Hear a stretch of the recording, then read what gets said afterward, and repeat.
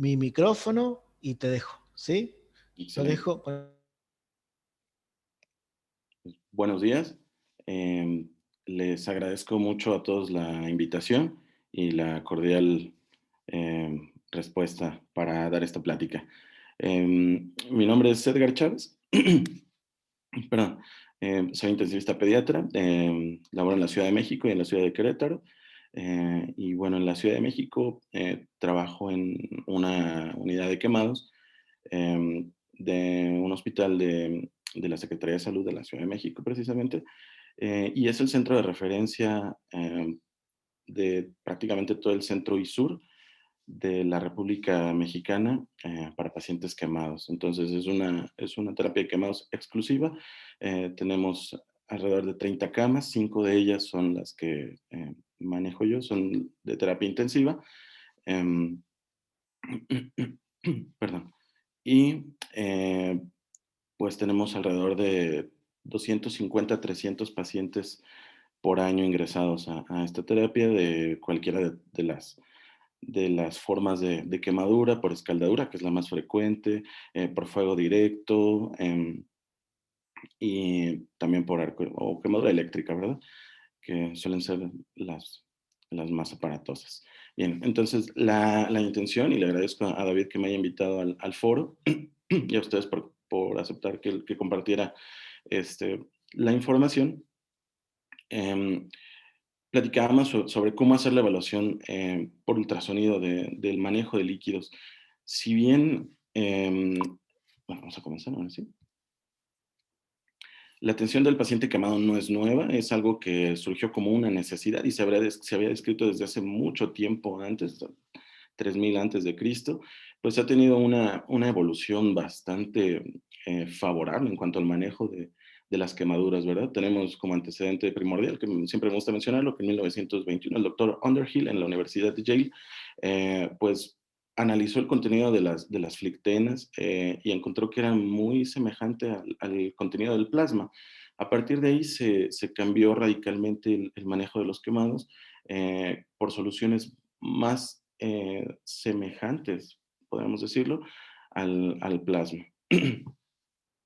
Se han utilizado diferentes fórmulas, incluso hay variedad, aunque haya tendencias como la ISBI o la AVA, eh, hay protocolos, hay diferencia de manejo de protocolos dependiendo de la unidad. No es motivo de esta plática, sino el monitoreo, ¿verdad? ¿Cómo vamos a evaluar a nuestro paciente en cuanto al manejo de estos líquidos? Convencionalmente lo que se decía, pues era vigilar la uresis y algunas variables hemodinámicas, el llenado capilar, los pulsos, incluso la presión venosa central con anterioridad. Más adelante, pues ha habido monitoreo de más alta tecnología como evaluación por termodilución y los otros monitores como los USCOM, que dan gasto cardíaco y demás. Y más recientemente se ha determinado un marcador sérico molecular, que es el SINDECAN-1, que los documentos que hablan sobre este marcador, pues lo refieren como un marcador que se libera cuando hay lesión endotelial al infundir grandes volúmenes de líquido. Entonces, en todo esto, ¿dónde queda el ultrasonido? Mm, No tiene mucho, no tendrá mucho que habrá comenzado a utilizarse el ultrasonido, al menos en la República Mexicana. Yo tengo menos de un año de egresado de la residencia de terapia intensiva y pues es una terapia intensiva cardiovascular. Tenemos la oportunidad de convivir a diario con cardiólogos pediatras y tenemos también la oportunidad de tener equipos de ultrasonido disponibles en la sala. Entonces, nuestro maestro siempre trató de infundirnos este interés y nos hablaba de Daniel Lichtenstein y que lo había leído hace alrededor de 20 años, pero en forma tendrá como 10 años que se ha estado haciendo el ultrasonido, al menos en nuestra área de preparación. ¿Por qué ultrasonido? Bueno, es muy conveniente, todos lo sabemos ya. Es de muy fácil acceso, al menos en el hospital habrá uno que nos puedan compartir o prestar. La realización, una vez que uno tiene capacidades técnicas, pues en realidad es rápido, es económico en el sentido de que no se tiene que hacer un gasto para poder realizar el ultrasonido como si fuera en lugar de una tomografía. Por ejemplo, es reproducible, aunque operador dependiente, claro, es inocuo al paciente, es de fácil aprendizaje, lo hemos visto en múltiples documentos donde incluso entrenamientos de 6 horas o entre 40 procedimientos ultrasonográficos, pues nos dan una buena validez y reproducción de las imágenes y de los resultados. Ha habido muy buena difusión del ultrasonido gracias a grupos como este, y la aceptación es donde tenemos a veces un poco de problema, ¿verdad? Ya lo platicábamos en la semana, o sea, se comentó ahí en el grupo, que está teniendo o hay una brecha generacional quizá o cierta resistencia a que el ultrasonido sea, como yo le llamo, nuestro tercer ojo, ¿verdad? Y bueno, y entrando un poquito más de lleno al tema, ¿por qué existe la necesidad del monitoreo em, en el paciente quemado, particularmente, que es pues como el centro del tema del que vamos a platicar? Finalmente es una guía terapéutica. Como tal nos sirve para evitar complicaciones. La principal en el inicio del manejo del paciente quemado, que son los primeros 72 horas básicamente, es evitar el fluid creep. Que también ahora no solo se habla de fluid creep en el quemado, sino también en el paciente crítico con lesión endotelial. Se ha hablado de que un 60% de los pacientes pueden hacer esta fuga capilar y se puede evitar con un manejo bastante cuidadoso de todos los líquidos que se infunden.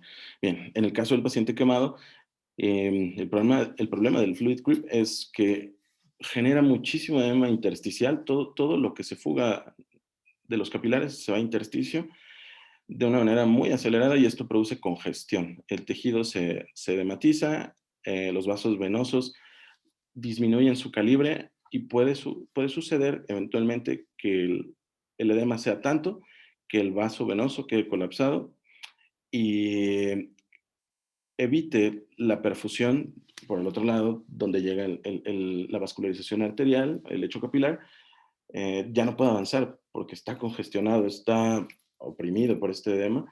Entonces empezamos a tener problemas en la perfusión, intercambio de metabólico y de todas estas situaciones que conocemos.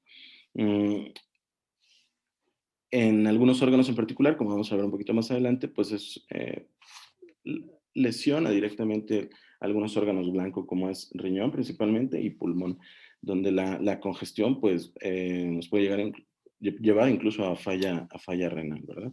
Bien, en este caso solamente la imagen es para hacer el comentario de que tenemos aquí un balance de la presión hidrostática y la presión oncótica, donde hay un paso discreto y mesurado, regulado de líquido del componente o del contenedor que es el intravascular hacia el intersticio. Tenemos nuestro capa de glucosaminoglicanos y las células endoteliales. La capa de glucosaminoglicanos pues, es una de las principales componentes junto con la albúmina para mantener esta presión oncótica.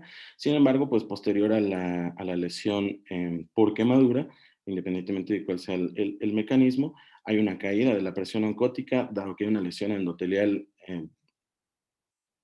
sistémica, con un incremento de la permeabilidad capilar e incremento de la presión hidrostática. Entonces, este líquido que salía de manera controlada se fuga de forma, vaya, sin control. Y existe la pérdida del glucocálix, ¿verdad?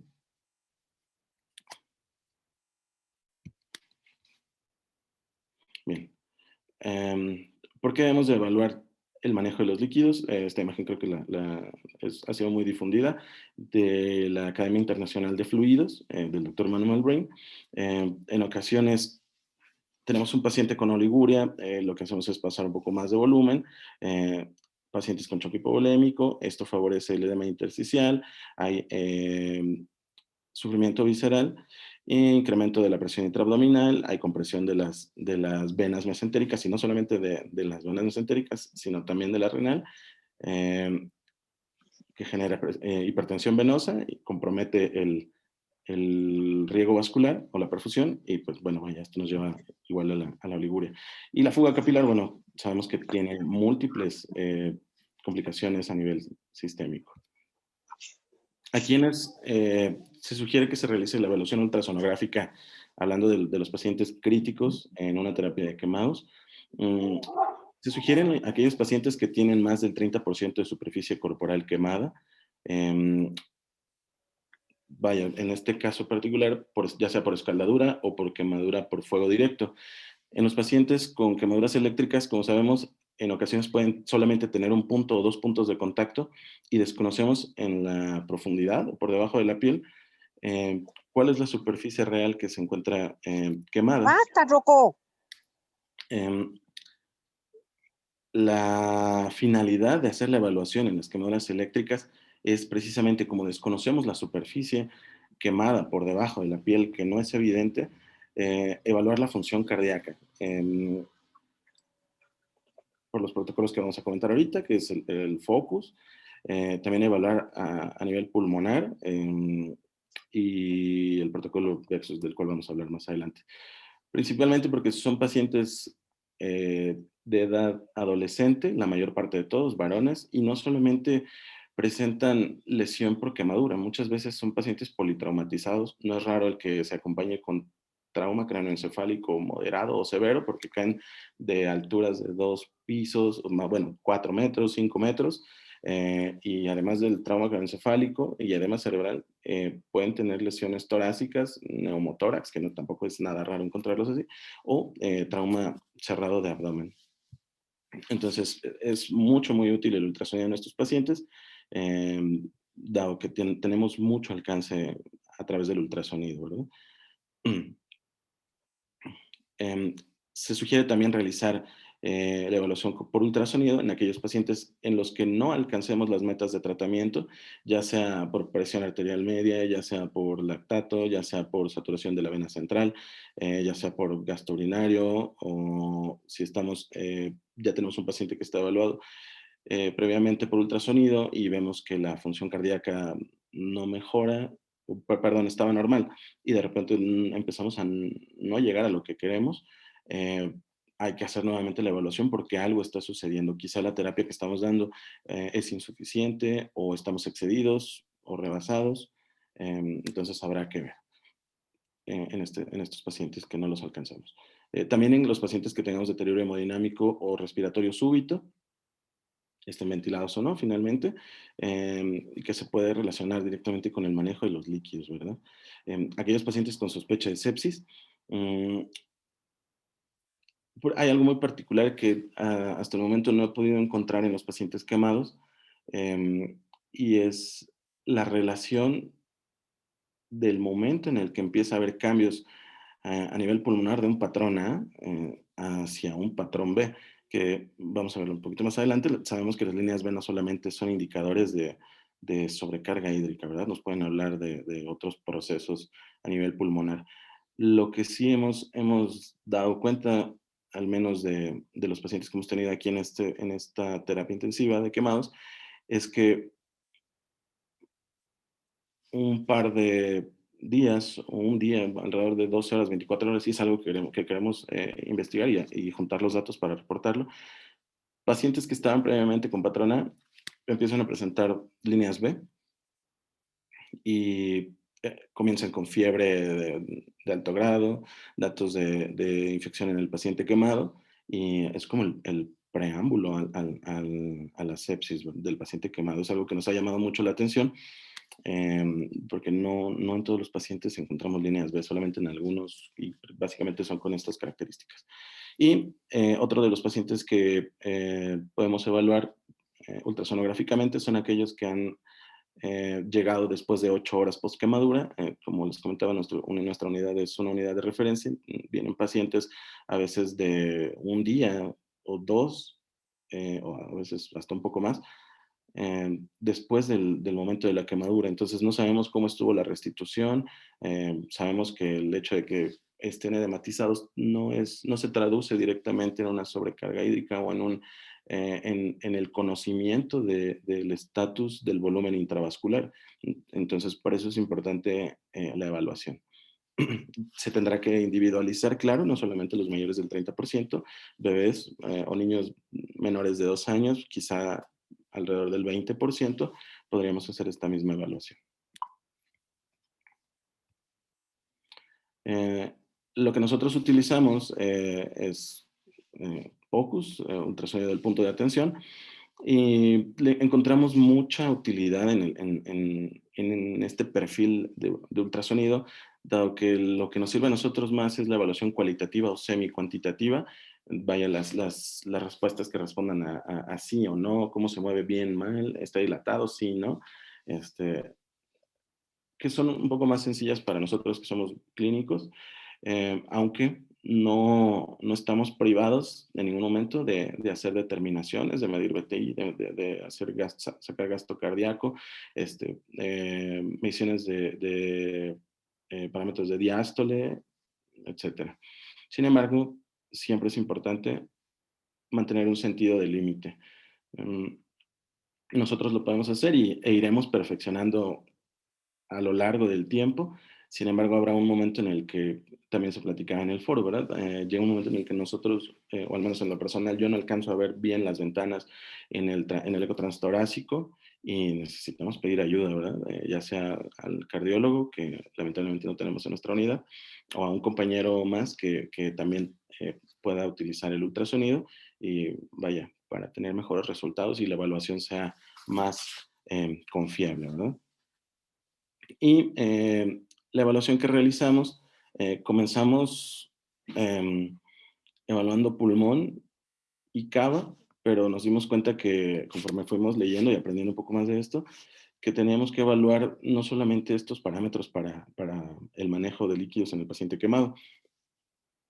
Eh, Conforme fuimos avanzando en la preparación, que el doctor David fue mi compañero del diplomado de ultrasonografía crítica, fuimos aprendiendo que había otros parámetros que podemos revisar, como la evaluación de la función cardíaca en términos de POCUS, y casi al final de este diplomado encontramos un protocolo de evaluación de la congestión venosa, que es el VEXUS.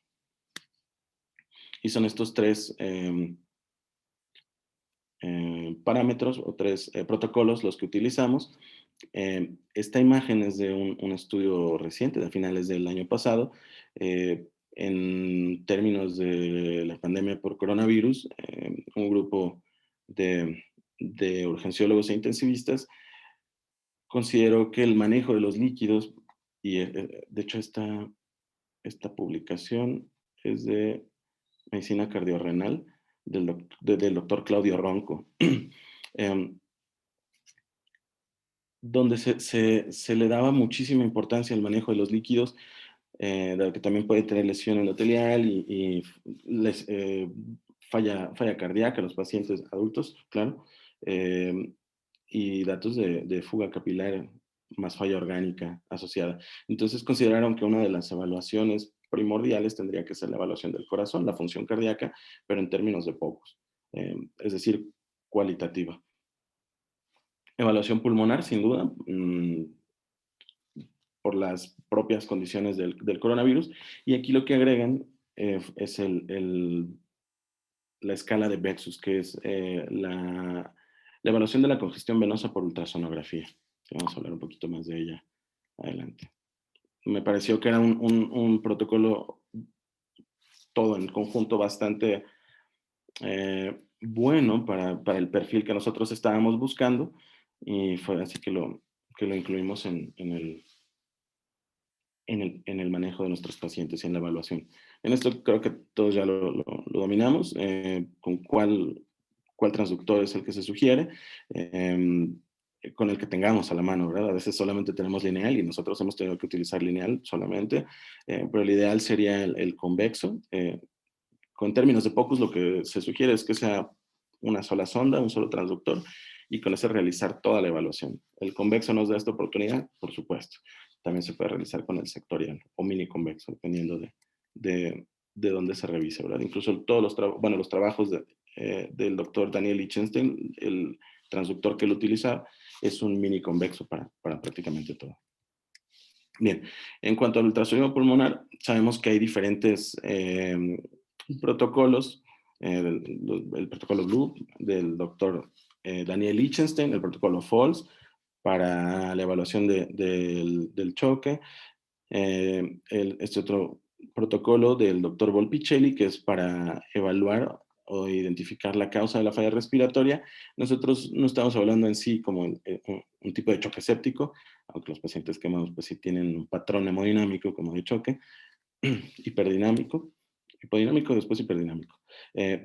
Ni tampoco estamos revisando la falla respiratoria. Lo que a nosotros nos interesa es más bien un protocolo que nos permita abarcar todas las áreas que a nosotros nos interesan en el paciente quemado, que nos sea cómodo de realizar, que nos ofrezca practicidad, y eso lo encontramos en el consenso internacional, donde trabaja también el doctor Volpicelli y el doctor Lichtenstein, y pues nos ofrece esta división, ¿verdad? Para la evaluación en 4 áreas de cada hemitórax. Son amplias, fáciles de escanear, y a diferencia de las previas, que solo evalúa 3 puntos, en, esta, en, esta, eh, en este protocolo, perdón, podemos evaluar incluso partes bajas del tórax, y ya de manera intencionada, pues buscamos hacia la división entre tórax y abdomen, ¿verdad? Para ver también cómo está la movilidad del hígado, perdón, del diafragma, si tenemos alguna colección de líquidos y demás. Entonces, bueno, en términos generales, sabemos que las líneas B no solamente nos hablan de sobrecarga hídrica, pueden hablarnos de otro tipo de padecimientos como neumonía, contusión pulmonar, atelectasia, infartos pulmonares, alguna enfermedad pleural, incluso neoplasia. Bien. Son, yo creo que todos estamos familiarizados con estas imágenes. Aquí lo que hacemos, lo que quería era la comparación, que se viera la comparación al utilizar un transductor sectorial, donde vemos, bueno, la línea pleural, el tejido, los tejidos blandos sobre la caja torácica, costilla a costilla, y el patrón A, ¿verdad? Y la sombra acústica de la costilla. Bien, y la diferencia con un transductor sectorial y un transductor lineal, donde si bien con el transductor sectorial vamos a tener una mejor evaluación de las zonas más proximales, lo que tiene un rango más amplio de frecuencias, es todavía mejor la visualización de estas estructuras con un transductor lineal. Sin embargo, el transductor lineal, como aquí podemos ver en esta imagen, pues tiene un alcance muy corto, y lo que decía previamente sobre los protocolos de POCUS, ¿verdad? Lo que se sugiere es utilizar un transductor que nos permita hacer tórax, abdomen, ver corazón también, y pues eso nos lo permite el transductor convexo, ¿verdad? Bien. Son imágenes creo que todos estamos habituados con ellas, son las zonas de la evaluación según el protocolo, el Consenso Internacional de Ultrasonido Pulmonar. Aquí es la que les comentaba, en la región baja del tórax, en la línea axilar anterior o línea axilar media, podemos evaluar el signo de la cortina, podemos ver que el pulmón se mueve, la línea pleural, y las características también de esta zona que es tan importante para nosotros cuando manejamos pacientes con choque o con fuga capilar, o que estamos evaluando el manejo hídrico. Aquí es donde podemos ver algo de cambios importantes, ¿verdad? Como derrame pleural o líquido de ascitis, particularmente. Es la imagen contralateral, donde pues lo que vemos es el pulmón que desciende y sobre el vaso, ¿verdad? Y más abajo el riñón. Bien. En este caso, esta imagen es ilustrativa, es un paciente cardiópata, pero solamente era lo que quería mostrar en las líneas B, ¿no? El patrón B, aunque tiene un patrón A muy marcado, lo que se alcanza a ver ahí son las líneas B, de manera ilustrativa. Es un paciente más grande, como pueden ver, este es transductor lineal, que era el que teníamos ahí a la mano.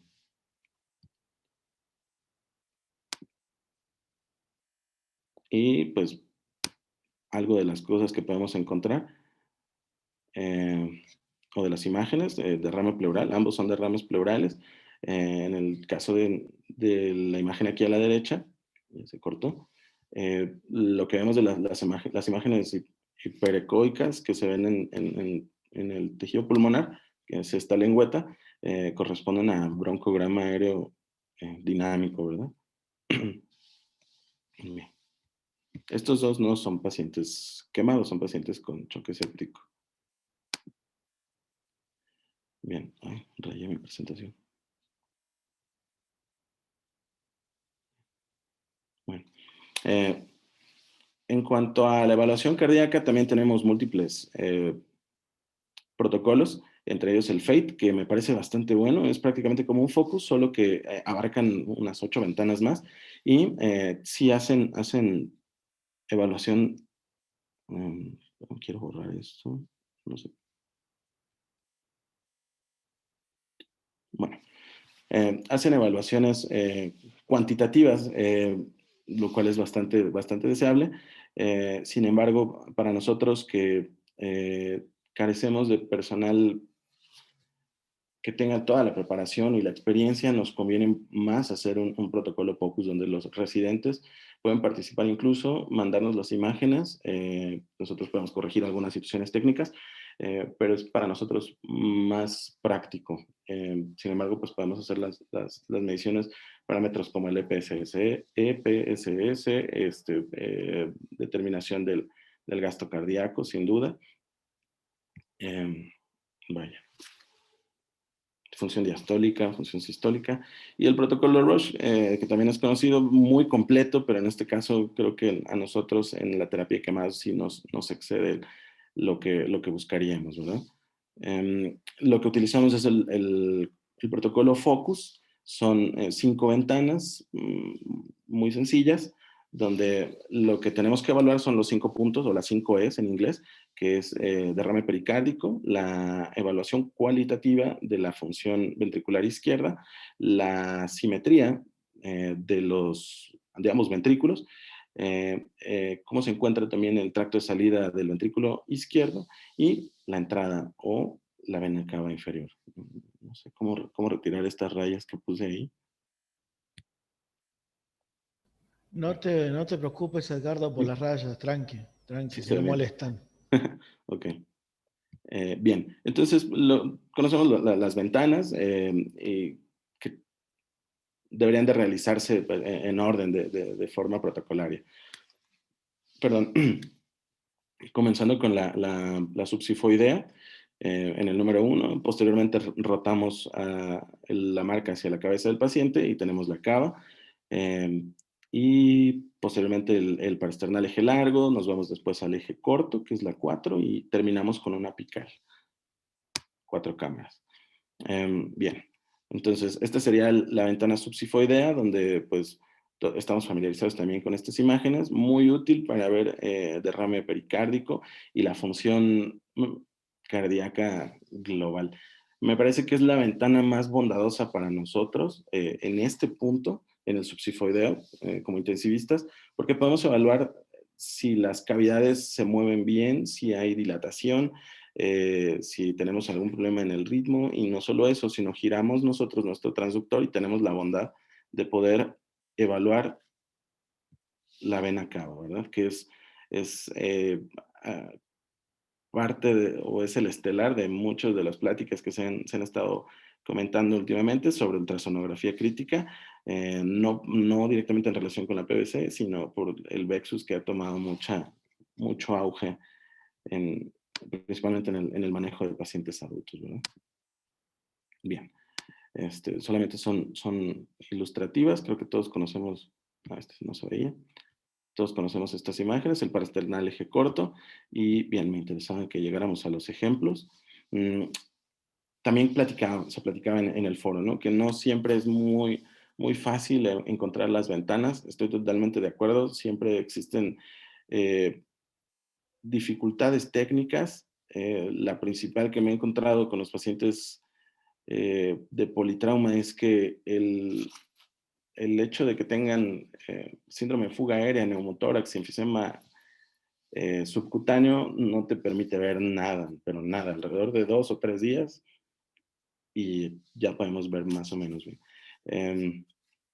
No sé si compartirán la opinión, pero la ventana apical 4 cámaras es de las que más se dificultan para obtener y existen algunas como algunos tips, algunos detalles que nos pueden mejorar esta ventana, como lateralizar al paciente sobre su lado izquierdo, pedirle, si está consciente y es cooperador, que inhale y que mantenga la respiración, ¿verdad?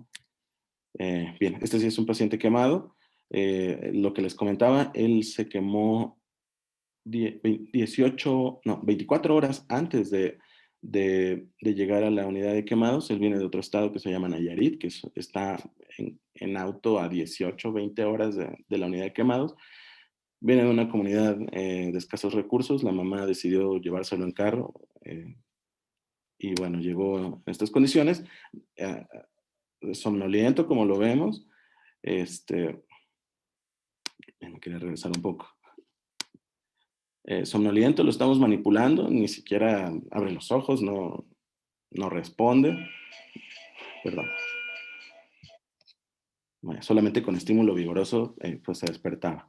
Eh, Ahí, bueno, pues lo que nos llama mucho la atención, aunque la tensión arterial es monitoreo no invasivo, sí nos llama mucho la atención, una frecuencia de 163 latidos por minuto, la tensión arterial en 65-37, que está apenas en la media de 42 para permitirle perfundir algo, la frecuencia respiratoria, que también está elevada para él, y bueno, tiene su aporte de oxígeno suplementario. Pero bueno, no tengo todas las ventanas del protocolo Focus, pero aquí hay una que me llama mucho la atención. Fuimos a buscar la cava y esto es lo que encontramos, ¿verdad? Voy a adelantarlo.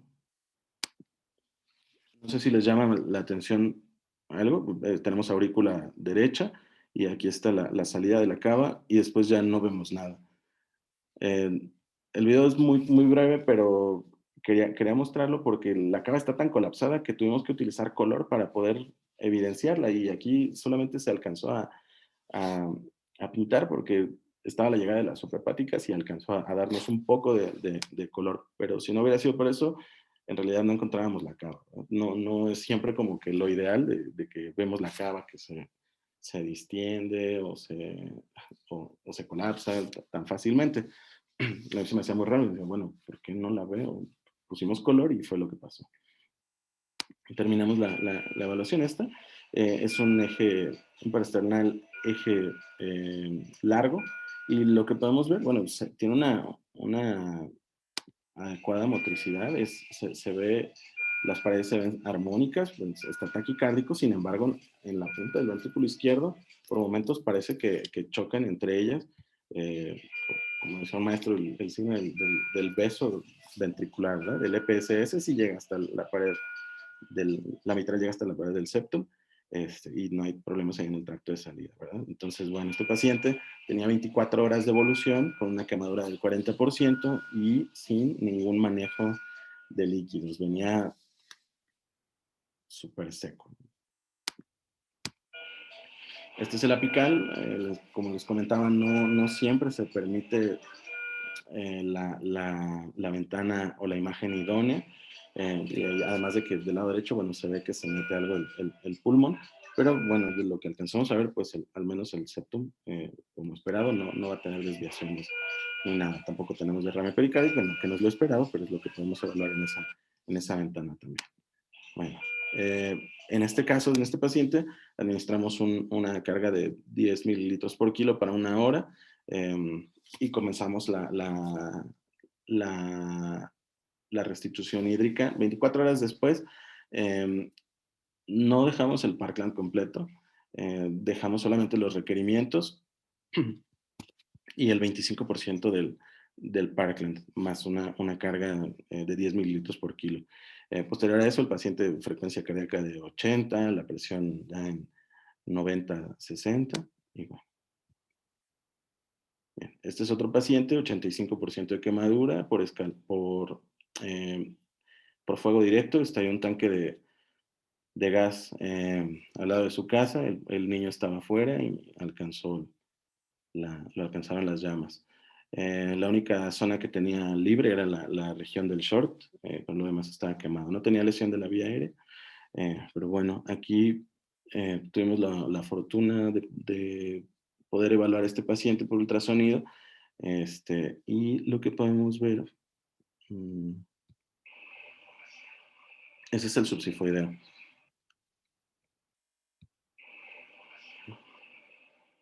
Apenas se mueve, está rítmico.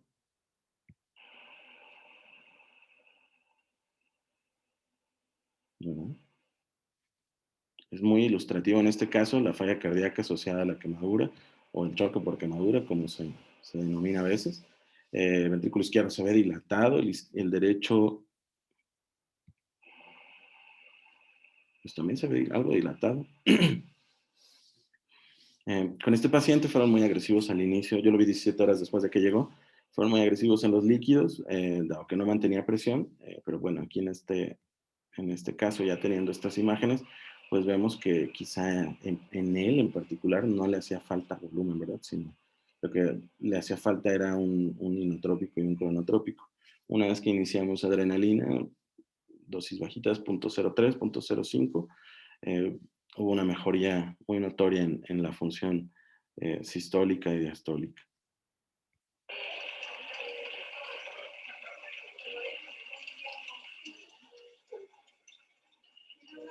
Y desde la pican también vemos que está hipocinético, ¿verdad?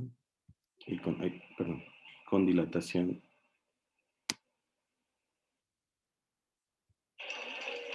de las cavidades.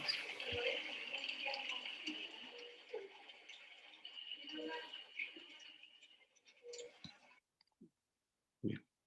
Pues lo que se sugiere, o lo que se comenta, perdón, en los pacientes quemados es que en aquellos que tienen más del 30 o del 40% de superficie corporal quemada son aquellos que van a tener este tipo de problemas a nivel cardíaco, principalmente por TNF-alfa, hacen depresión miocárdica, entonces habrá que evaluar de manera concienzuda el manejo de los líquidos, y qué tanto es de volumen y qué tanto es de inotrópico lo que necesitamos, ¿no?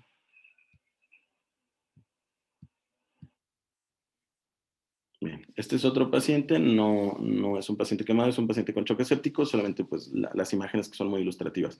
Esta no es una ventana del Focus, de hecho tampoco está descrita, pero nuestro maestro siempre nos sugería en la ciudad de Monterrey que hiciéramos esa ventana, porque nos daba muchísima información. Es en el subsifoideo, solamente que en lugar de apuntar hacia arriba, giramos hacia abajo, vemos la columna vertebral en el fondo, y tratamos de buscar los dos recesos costodiafragmáticos, y nos da información sobre la vena cava, el sistema suprahepático, y también aquí en esta sola proyección podemos ver aorta incluso, y si existe o no derrame pleural. Entonces, en este paciente, aquí hay una disculpa por las imágenes estaban al revés, pero apenas había comenzado a utilizar el ultrasonido. Entonces, la cava aquí se ve la aurícula de este lado y la cava hacia la derecha. Pues vemos que es una cava dilatada, que prácticamente no se mueve, ¿verdad? Y esta imagen eh, es algo de lo que es como muy importante remarcar cuando hacemos ultrasonografía crítica. Es la misma imagen del mismo momento, esta imagen de la cava con esta otra. El paciente estaba extubado, y lo que veíamos abajo como una colapsabilidad importante, bueno, es uno de esos errores que nos mencionan mucho cuando se hace ultrasonografía crítica, ¿verdad? Los movimientos respiratorios del paciente hacen que todo el tejido abdominal descienda, y en ocasiones, si no tenemos bien aplicado nuestro transductor, nos puede dar esta falsa imagen de que hay una colapsabilidad. Claro, se tiene que medir y calcular, pero bueno, es de mucho llamar la atención que solamente por 1 centímetro abajo la imagen cambia radicalmente, ¿no? Y este es el parasternal eje corto de ese paciente. Este, mm,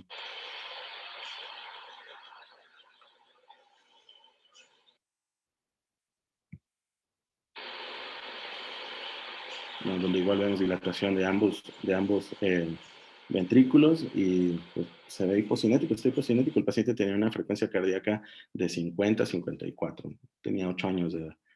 Eh, lo que hicimos fue negativizar balances, cambiar el manejo inotrópico y después de 2 litros de balance negativo, bueno, ya mejoró. No es un paciente quemado, es un paciente con choque séptico. Solo son imágenes ilustrativas, ¿verdad? Aquí de dilatación de cavidades izquierdas, la aurícula y el ventrículo se ve con algo de dilatación, taquicardia. Podemos ver que apenas oscila el corazón, está muy hipercinético. La evaluación de la cava, pues tampoco se mueve, así solamente a simple vista. Y en el parasternal eje corto, también vemos que hay una discinesia total del ventrículo izquierdo, no hay una organización de la contracción. Y pues en el parasternal, perdón, en el apical, 4 cámaras, pues, dilatación izquierda importante, ¿verdad? Y la discinesia que vemos.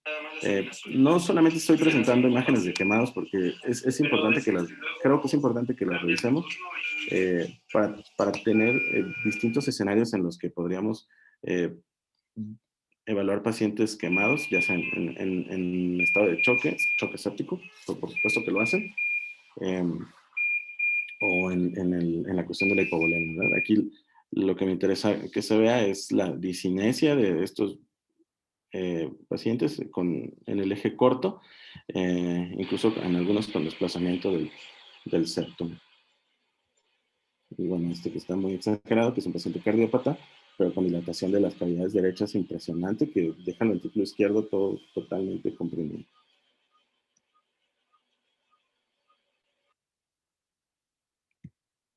Voy a dar un poquito más de velocidad. Bien, ahora uno ¿cómo puedo decir? De las controversias que siempre ha existido. Si medimos, es como la PVC, ¿medimos la PVC o no medimos la PVC? ¿Medimos la vena cava o no? Este cuadro es de un artículo donde se evaluaba la posibilidad de hacer la determinación de la colapsabilidad o distensibilidad de la vena cava inferior.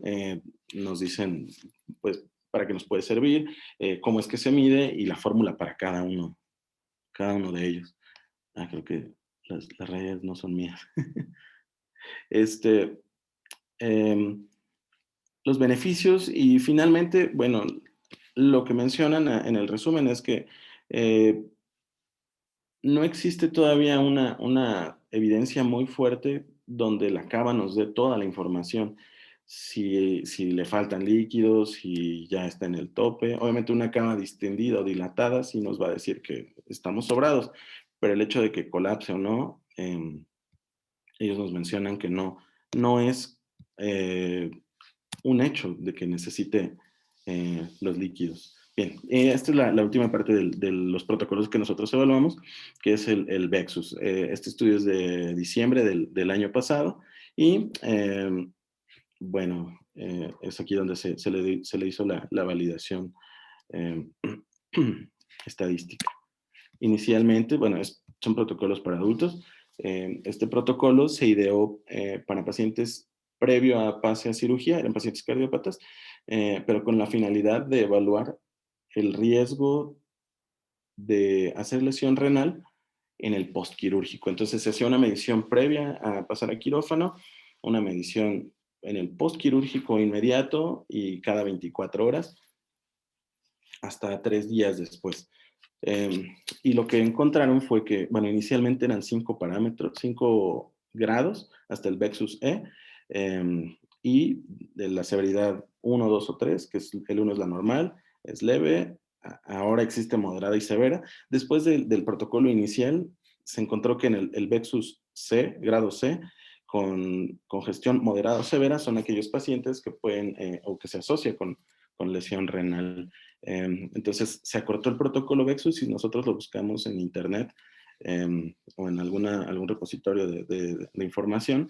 Vamos a encontrar que la escala solamente es VEXUS ABC leve, moderado y severo. Se quitó el Vexus D y el Vexus C porque se vio que no había una mayor asociación con lesión renal que en el Vexus C. Bien. ¿Qué es lo a qué va asociado la evaluación de la congestión venosa?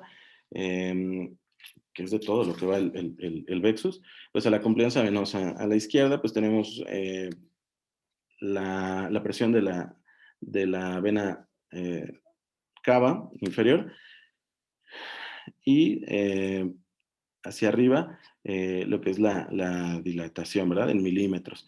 Entonces, tenemos que conforme va incrementando la presión venosa central, va incrementando su diámetro. Sin embargo, no es infinito, ¿verdad? Sabemos que aunque sea un tejido compliante, un sistema venoso compliante, tiene un límite y posterior a este, en lugar de seguir incrementando la complianza, se detiene y puede incluso haber una caída de este. Es importante que tengamos esto muy presente, porque al menos en la Facultad de Medicina nosotros no es algo que nos comentaran, que tanto el bajo gasto cardíaco, es decir, que no tengamos un buen riego vascular es tan peligroso como tener un sistema venoso congestivo. Esta imagen es tomada del doctor Eduardo Argaiz, que de hecho es él aquí con quien empecé a leer y a revisar sobre este protocolo PEXUS. Él es un internista de aquí de la Ciudad de México. Entonces, bueno, tenemos que tanto para la congestión como para el bajo gasto cardíaco tenemos afecciones. Importante que recordemos que no solamente las arterias tienen una pulsatilidad, sino también las venas. Posterior a los capilares, esta pulsatilidad se va amortiguando. Sin embargo, conforme se acercan hacia la vena cava, esta pulsatilidad vuelve a hacerse presente. Básicamente, recordemos la curva de presión de la presión venosa central, tiene una línea y dos depresiones. Son la transmisión de la contracción auricular y de la contracción de la sístole auricular y de la sístole ventricular. Entonces, esto es muy importante para el protocolo VEXUS porque, como aquí lo vemos, la línea de la PVC es la contracción auricular y la ventricular y en los periodos de diástole, tanto de la aurícula como el ventrículo. Esta imagen es una imagen en espejo del Doppler de la vena hepática. La patada de la aurícula, que podemos ver que incluso se colorea en color en rojo, y posteriormente la del ventrículo que no se alcanza a ver. Sin embargo, bueno, los patrones que vemos es la A y la parte sistólica y la diastólica del ventrículo, que es el patrón normal del Doppler hepático. Porque bueno, creo que no les he pasado esa lámina, pero en el VEXUS lo que evaluamos es la cava, si hay dilatación o no, posteriormente las venas hepáticas, la porta y la renal. Aquí lo que nos explicaban era por qué es importante la evaluación de la vena porta. La pulsatilidad de la vena cava es de manera retrógrada y si ponemos un transductor en toda la vena cava, en la hepática, vamos a poder ver esta imagen. Sin embargo, como tiene un espectro positivo y uno negativo, quizá en una fase inicial no podemos ver si hay algo de regurgitación o de congestión. Y en algunos pacientes adultos, bueno, es de mayor importancia porque hay remodelación de la cava y demás. En pacientes pediátricos no lo tenemos esto. La importancia de medir la vena cava es porque pasa hacia atrás de aurícula hacia el sistema venoso por un sistema de capilares. Eso quiere decir que en este punto esta pulsatilidad ya no se transmite y la vena porta tiene un patrón prácticamente continuo sin ninguna pulsatilidad. Eso es de mucho valor porque nos permite saber que cuando la vena porta tiene esta pulsatilidad, un patrón pulsátil, que lo vamos a ver más adelante, es porque ya la congestión ya rebasó, no solo, o sea, la vena cava quedó distendida. desde la aurícula, ¿verdad? La vena cava quedó distendida, posteriormente las hepáticas, y después de las hepáticas y todo este sistema venoso rebasó el buffer, la sí, el hecho de que se amortigüe por los capilares y llegó hasta la vena porta.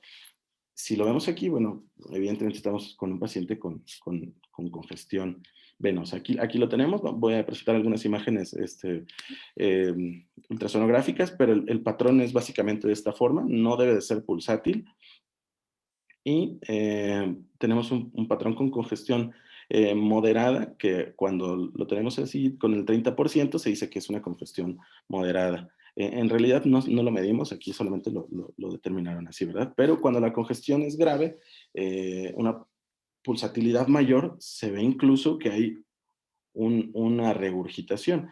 El patrón de la vena porta, bueno, se acerca hacia el transducto, por eso lo vemos más como un espectro hacia el lado positivo o como si fuera arterial. Por eso lo vamos a ver en rojo, a diferencia de la vena hepática, que se ve azul o como un patrón venoso, ¿verdad? Y aquí tenemos que, bueno, pues hay incluso una pulsatilidad de tipo, bueno, sería negativo. Bueno, en lugar de acercarse al transductor, se regresa. Pero es este flujo venoso que viene de la cava y las hepáticas que está empujando el flujo de la porta que va hacia adelante y lo regresa. Bien. Y en el patrón renal, lo que vemos siempre es este patrón mixto que tiene un espectro arterial. Es muy difícil solamente enfocar o poner la marca de la prueba sobre la vena. Entonces, generalmente salen estos patrones mixtos con la velocidad pico y el patrón diastólico. Y por debajo vemos el componente venoso. Es normal que veamos este patrón o este espectro arterial.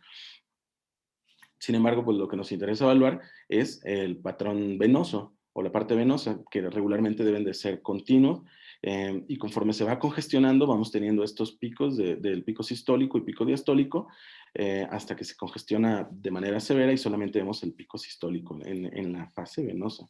Recordemos que el riñón es un órgano encapsulado, y cuando se congestiona o llegamos a la renosarca por la congestión venosa, pues nos lleva a lesión renal aguda, ¿verdad? Que es incluso uno de los síndromes cardiorrenales. Bien, entonces en resumen, el Vexus es la vena cava inferior. Lo que se sugiere en pacientes adultos, que lo podemos utilizar con los adolescentes, si la vena cava está colapsable o colapsa, no se debe de realizar el Vexus. Se puede realizar de manera didáctica, pero ¿por qué no se sugiere que se realice el Vexus? Porque no vamos a encontrar ningún dato de interés para lo que estamos buscando, ¿verdad? Que es la congestión venosa, para la evaluación del manejo hídrico. Entonces, si está dilatada esa vena cava, pues adelante, continuamos. Paso 2, vemos las venas hepáticas, cualquiera de ellas, la izquierda o la derecha. Paso 3, la vena porta, que viene más adelante, y las venas renales al final. Esta es la hepática derecha, la estamos viendo desde una ventana bueno, es costal, es un axilar anterior. Y este es el patrón.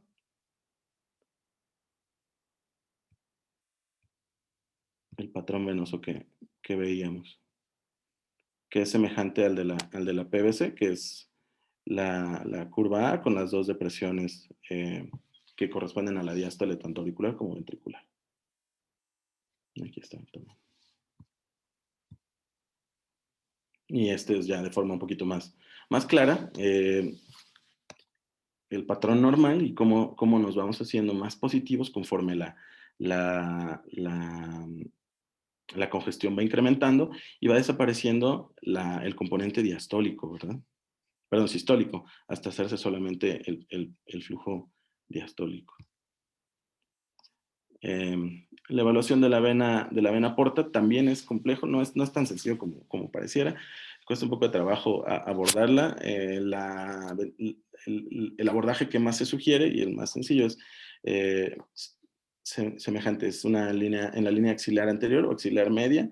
Encontramos las hepáticas y tomamos como referencia también la vesícula biliar. Y buscando hacia arriba y hacia abajo, ahí la encontramos. Es muy característico esta imagen que la llaman como en alas de gaviota. Y lo característico también de la vena, del flujo de la vena porta o del escaneo en Doppler, es que se pinta de color rojo como si fuera arterial. Ponemos la evaluación para el espectro y es un flujo venoso totalmente, ¿verdad?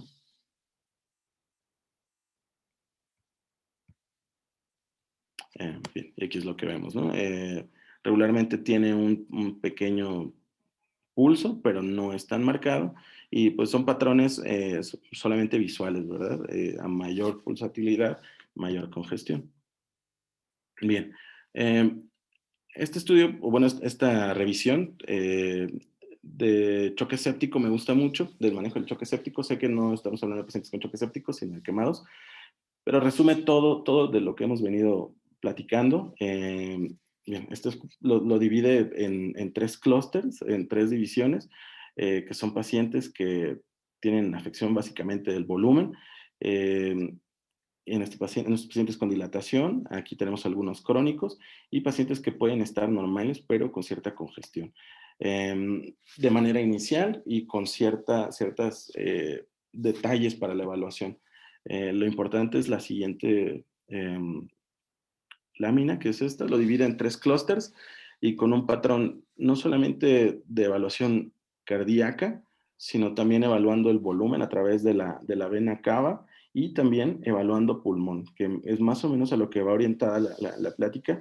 El manejo de los líquidos o en la evaluación del manejo hídrico en el paciente quemado no debe estar orientada solamente con la uresis o la PVC, sino tenemos que buscar otras variables, como en este caso la función cardíaca, y no solamente eso, sino también ver cómo está la cava, ver cómo está el pulmón, y en este último caso, cuando creemos que nos excedimos, pues no está de más evaluar el nivel de congestión, ¿no? Para saber si disminuimos o nos ayudamos incluso no solo de bajar el aporte de líquidos, sino de algún diurético. Y en resumen, es una forma muy práctica de pensar así en el manejo hídrico, ¿verdad? Cuando nosotros conducimos o manejamos a un paciente, no solamente vemos hacia adelante, tenemos que ir viendo los espejos laterales, que para eso nos sirve en Focus, el ultrasonido pulmonar. Tenemos que ir viendo hacia el frente, que en este caso, bueno, sería el monitoreo avanzado. Tenemos que ir viendo hacia atrás, con uresis y PVC, y nuestro GPS, ¿no? Que también, o sea, es parte que sería nuestro protocolo Vexus. Vaya, es nuestro tercer ojo, ¿no? Me gustaría mucho como en todos lados, el ultrasonido pues permeara más en nuestros compañeros, porque es una herramienta sumamente útil que todos tenemos la oportunidad de ver en nuestras unidades, y vaya, es primordial su uso, ¿verdad? Y bueno, pues eso sería de mi parte. Muchísimas gracias, Edgar. La verdad que hermoso y completísimo repaso. Y me gustó la idea, no la había leído, la del Tripocus. Me parece que es como un buen enfoque de lo que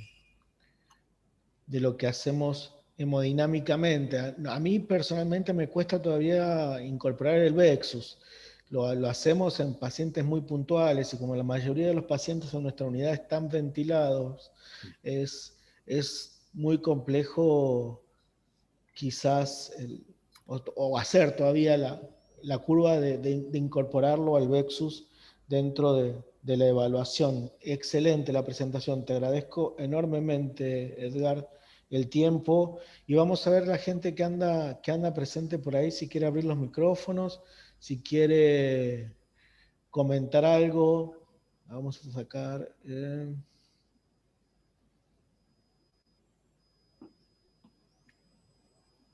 hay muchas felicitaciones de Eugenia, de Jimé, de David. Gracias. Ahí te pregunta David acerca del Vexus Lite. Ah, cierto, lo he olvidado. Eh, tienen también un par de meses que la idea del POCUS, como sabemos, es llevarlo a la simplicidad, a revisar patrones y poder hacerlo cualitativo, decir, sí, esto sí lo tiene, no lo tiene, y actuar, reevaluar con el ultrasonido y volver a decir, sí funcionó, bueno, vamos adelante. Entonces, en este caso el Vexus, la tarjeta que les presentaba son patrones, eh, 3 patrones de Vexus A, B, C y los grados, leve, moderado y severo. Sin embargo, tiene un par de, hasta yo creo que semanas, que empezaron a hacer reportes en Twitter gente que hace mucho POCUS y denominaron una ventana que es la hepática como un Vexus Light. ¿Cómo se hace ese Vexus Light? Es muy sencillo. Colocamos el transductor para tener la ventana de la vena hepática, y si tenemos un flujo retrógrado, vaya, sabemos que ese flujo está regurgitando. Entonces solamente se evalúa una sola ventana. Sí es muy breve, es muy corto, pero se llama así tal cual como Vexus Light. Sin embargo, la gente que tiene mucha experiencia en hacer Vexus lo hace en, no sé, 30 segundos, y el Vexus Lite se hace todavía más rápido, en menos de la mitad de este tiempo. Prometo compartirles esta información ahí En el grupo. Ajá. Ahí hemos estado, mientras vos hablabas, Edgardo, buscando los artículos y lo hemos estado compartiendo ahí de Ah, los que excelente, hacías mención, así que excelente. algunas cosas para ampliar hemos estado compartiendo. Ah, Me excelente. parece que Vexus es el próximo desafío que tenemos los intensivistas. Ya le agarramos la mano a la hipovolemia, ya sabemos cuándo está hipovolémico, lo tenemos clarísimo. A mí personalmente es como que tenemos que empezar a estar más atentos para la hipervolemia y para la congestión, y Claro. el Vexus da muchísimo en eso. Otra cosa que quería sumar, que vos lo has dicho, pero para reforzarlo, es importante para la evaluación el diámetro diastólico del ventrículo izquierdo, tenerlo como nosotros en nuestro servicio, dentro de las paradas. Como decíamos antes, la PVC óptima de nuestro paciente es.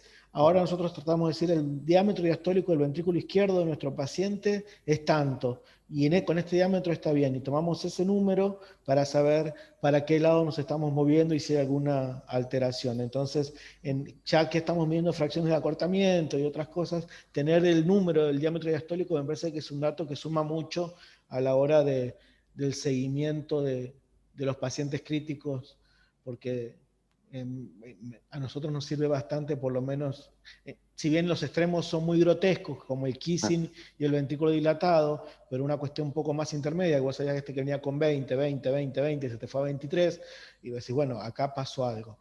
Por acá te preguntan, Edgar, si usan para poner las vías centrales la eco en los quemados. sí, lo utilizamos. Hay 2 vías en las que lo utilizamos. Tenemos el servicio de clínica de catéteres, que es del personal de enfermería. Pone catéteres percutáneos, los PIC, y lo hacen a través de ultrasonido. Ellos tienen su equipo, es un transductor lineal, y ellos lo hacen por su cuenta. Eh, Nosotros no tenemos directamente acceso al equipo de ultrasonido, entonces a veces se complica un poco. Cuando lo ha requerido, sí ponemos accesos venosos y arteriales guiados por ultrasonido.